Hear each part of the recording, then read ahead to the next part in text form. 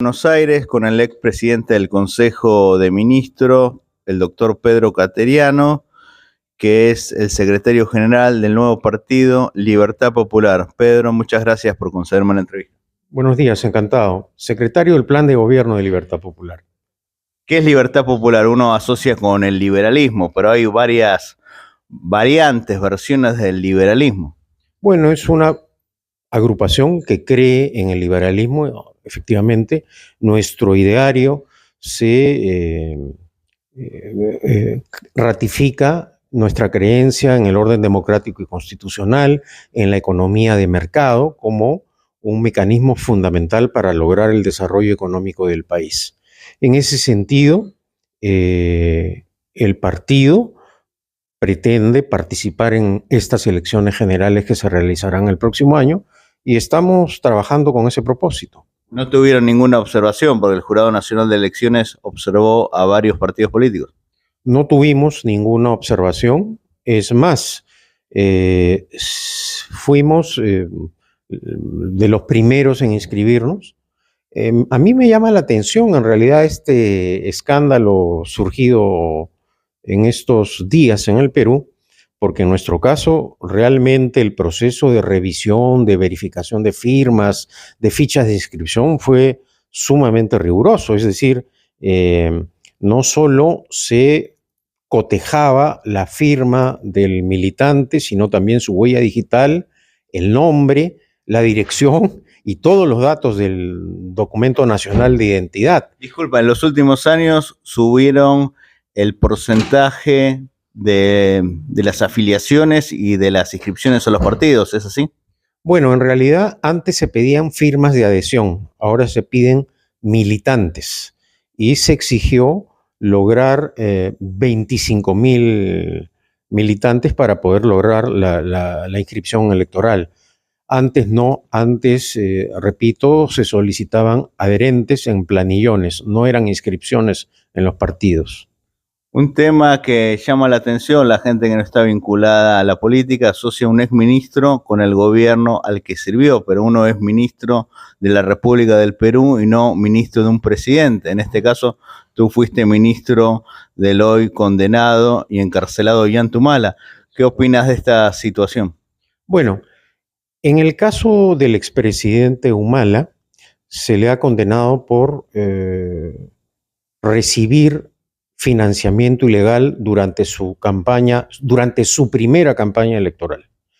En ese momento no estaba tipificado como delito en el Perú el financiamiento ilegal. Sin embargo, cuando luego por primera vez se le detuvo preventivamente, Fuerza Popular y Keiko Fujimori forzaron esa interpretación como lavado de activos. Y bueno, ahora ha sido condenado por lavado de activos y no por financiamiento ilegal. Hay una, digamos, discrepancia jurídica que la va a resolver la Corte Suprema.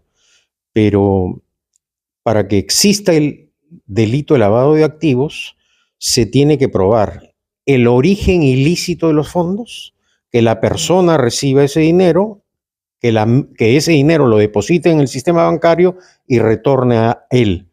Creo que esa es la parte más compleja que tendrá que revisar la Corte Suprema. Un juicio de valor. ¿Piensas que Ollanta Humala es un hombre honesto? Yo he escrito un libro editado por Planeta que se titula Sin anestesia, una década de lucha por la democracia. Y ahí narro detalladamente toda mi actuación ministerial. Y yo no puedo decir que durante mi gestión como ministro de Defensa o como presidente del Consejo de Ministros me insinuó algo ilícito. Es más, en un caso muy notorio del otorgamiento de la buena pro del tren eléctrico de Lima, hubo un pedido de Odebrecht para que se postergara el otorgamiento de la buena pro, que en el fondo era una solicitud ilegal porque no estaba en las bases de la licitación. Y bueno, al final terminó ganando el proceso un consorcio español e italiano, que es el que está realizando en este momento la ejecución de obras. Y los defensores de Odebrecht en ese momento fueron nada más y nada menos que Pedro Pablo Kuczynski y Alan García, ¿no? Una cosa que llama la atención, a diferencia de tu niñez, juventud, un ministro a veces duraba todo el periodo presidencial.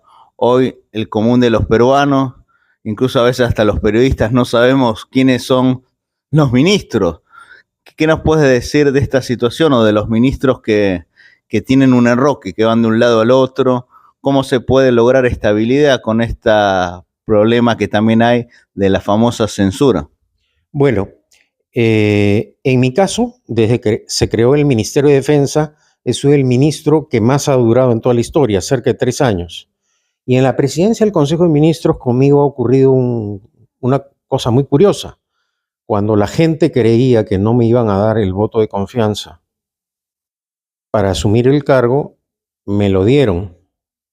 Y creo que soy, en los últimos 10 años, el presidente del Consejo de Ministros que más ha durado en el cargo.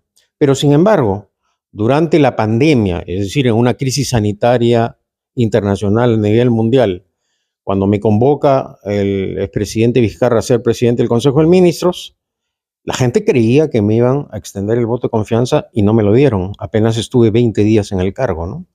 Ahora...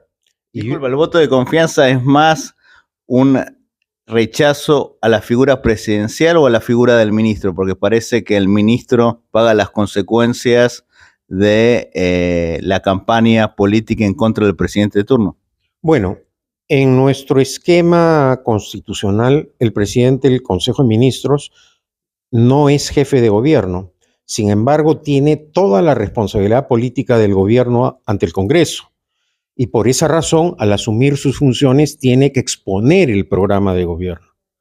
Y la consecuencia de la no extensión de ese voto de confianza es la renuncia obligatoria y, por lo tanto, la no aprobación del programa de gobierno.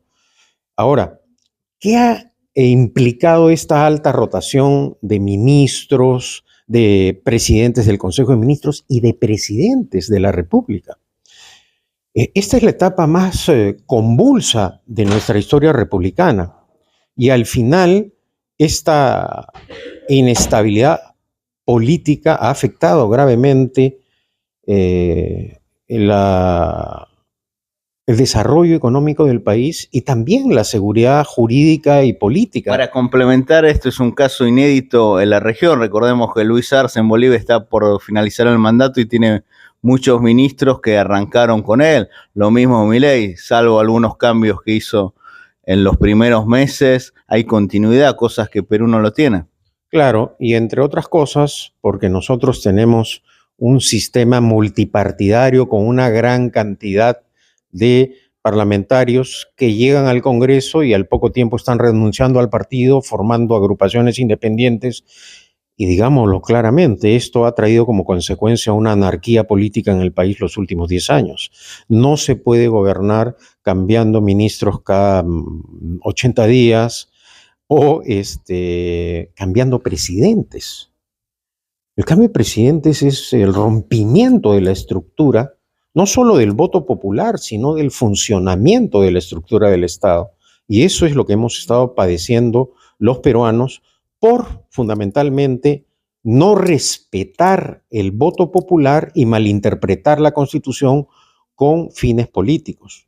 Se advirtió en todos los tonos que cuando se usó el mecanismo de la vacancia por incapacidad moral permanente contra Pedro Pablo Kuczynski, íbamos a iniciar el camino hacia la anarquía política. Lamentablemente esto ha sido así. Muchísimas gracias, que viva el Perú. Muchas gracias, que viva el Perú y que viva la Argentina.